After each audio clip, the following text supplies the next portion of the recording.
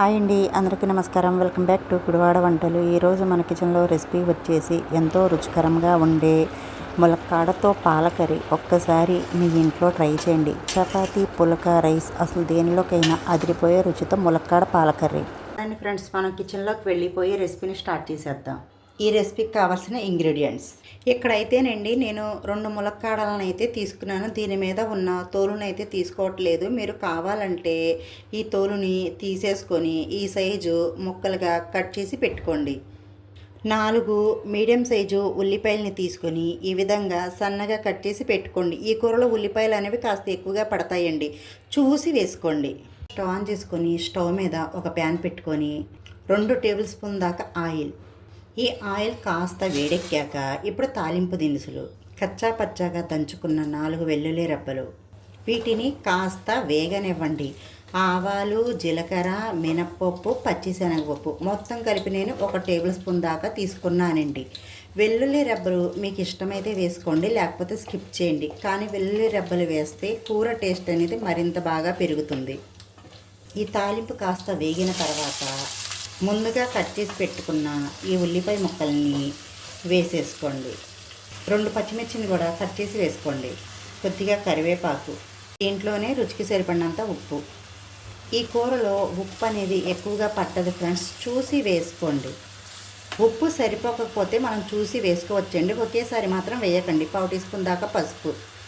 ఒక్కసారి కలిపేసుకోండి. ఈ ఉల్లిపాయ ముక్కల్లో ఈ ఉప్పు, పసుపు కలిసే విధంగా మీరు ములక్కాయ ముక్కలను కూడా ఇప్పుడే వేసేసుకోండి. ఈ ఉల్లిపాయ ముక్కలతో పాటు ఈ ములక్కాడ ముక్కలు కూడా చక్కగా మగ్గుతాయి. 2 కలిపేసి ఒక్కసారి మిక్స్ చేసేసుకోండి. ఫ్లేమ్ని లో ఫ్లేమ్లో పెట్టుకొని బాగా కలిపేసుకొని మూత పెట్టేసి ఈ ఉల్లిపాయ ముక్కలు అనేవి మెత్తబడేంత వరకు ఉడికించుకుందాం. 3-4 నిమిషాల తర్వాత చూపిస్తున్నానండి. ఉల్లిపాయ ముక్కలు అనేవి చక్కగా మగ్గిపోయాయి. ఇప్పుడు మనం ఒక గ్లాస్ దాకా నీళ్ళని పోసుకుందాం. నీళ్ళు కూడా పూసేసి ఫ్లేమ్ని మీడియం ఫ్లేమ్లో పెట్టుకొని ఈ ములక్కాడ ముక్కలు ఉడికేంత వరకు ఉడికించుకుందాం. ప్లీజ్ ఫ్రెండ్స్, నా వీడియోకి ఒక లైక్ ఇవ్వండి ఫ్రెండ్స్. మీరిచ్చే ఒక లైక్ ద్వారా నా వీడియో అనేది చాలామందికి రీచ్ అవుద్ది. కాస్త కొత్తగా చూసేవారైతే మా ఛానల్ని సబ్స్క్రైబ్ చేసుకోండి. కాస్త మీ సపోర్ట్ మాకు ఇవ్వండి ఫ్రెండ్స్. మూత పెట్టేసి మీడియం మంట మీద పెట్టి ఉడికించుకుందాం. 5 నిమిషాలు ఉడికేలోపు నీళ్ళన్నీ చక్కగా ఇంకిపోయి మన ములక్కాడ కూడా చక్కగా ఉడికిపోయింది కదండి. 1 టీ స్పూన్ దాకా కారం మరీ ఎక్కువగా పట్టదండి, చూసి వేసుకోండి. ఉప్పు, కారం అనేది మీ టేస్ట్ని బట్టి మీరు వేసుకోండి. లేదు మాకు కాస్త కారంగా ఉండాలి అనుకుంటే కొద్దిగా కారం వేసుకోండి. ఇక్కడ నేను 1 గ్లాస్ దాకా కాచి చల్లార్చిన పాలను తీసుకున్నాను. పాలు పోసాక ఒక్కసారి కలిపేసుకోండి. నేనైతే ఈ ములక్కాడ పాలకర్రీని అయితే ఒక 2 నిమిషాలైనా ఉడికించుకుంటాను ఫ్రెండ్స్. మీరు లేదు అనుకుంటే పాలు పోసాక జస్ట్ కొద్దిగా ఉడికొచ్చాక స్టాప్ చేసేసుకోండి.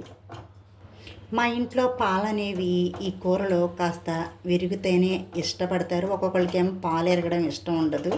మా ఇంట్లో పాలు విరిగితే కొద్దిగా పన్నీరు తిన్నట్టు అనిపిస్తుందని మా పిల్లలు కాస్త పాలు విరిగితోనే ఇష్టపడతారు. అందుకే నేను 2-3 నిమిషాలైనా ఒక లో ఫ్లేమ్లో పెట్టుకొని ఉడికించుకుంటాను.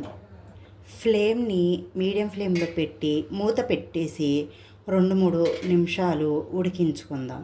5 నిమిషాలు చక్కగా ఉడికిపోయింది ఫ్రెండ్స్. ఆయిల్ కూడా సపరేట్ అయిపోయింది.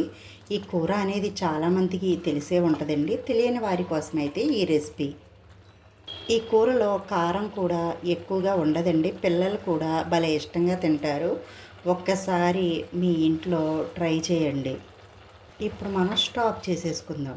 మీకు కనుక ఈ రెసిపీ వీడియో నచ్చినట్టయితే మా వీడియోకి ఒక మంచి లైక్ ఇచ్చి మీ ఇంట్లో ట్రై చేసి ఎలా కుదిరిందో ఒక మంచి కామెంట్ అయితే పెట్టేయండి. ఇలాంటి మంచి మంచి రెసిపీ వీడియోస్ కోసం మా ఛానల్ని సబ్స్క్రైబ్ చేసుకోండి. పక్కనున్న గంట సింబల్ని యాక్టివేట్ చేసుకోండి. Bye friends, thank you for watching.